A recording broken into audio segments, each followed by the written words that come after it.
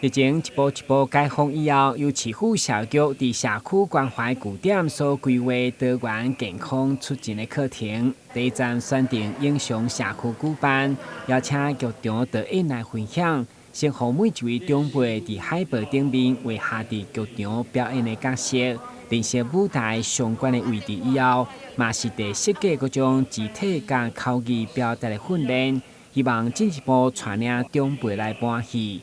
除了互搞歹势长辈增加自信，嘛借着长辈生活经验来凸显社区的问题。好可怕哦！好可怕！狼来了！狼来了！狼来了！狼来了！你手可以伸出去蹲，然后手指头打开。狼来了！狼来了！不要出来！嘿，对。预猜，一句台词，一句话。来这里上课好开心哦！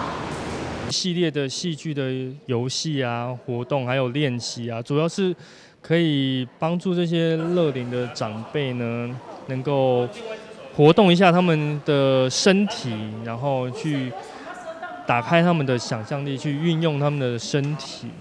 然后第二个是可以帮助建立他们的一些信心啊，因为有些长辈他们就是比较害羞。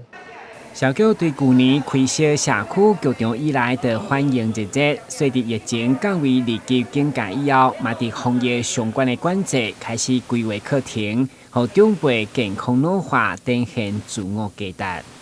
就是说，让那个老人生活得更活泼，还有说更有自信心。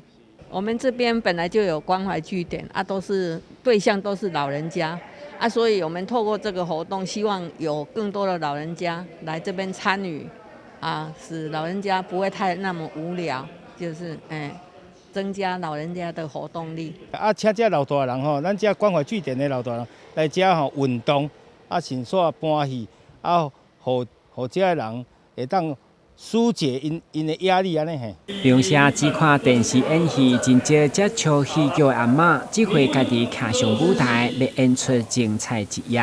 但新闻滚集采访报道。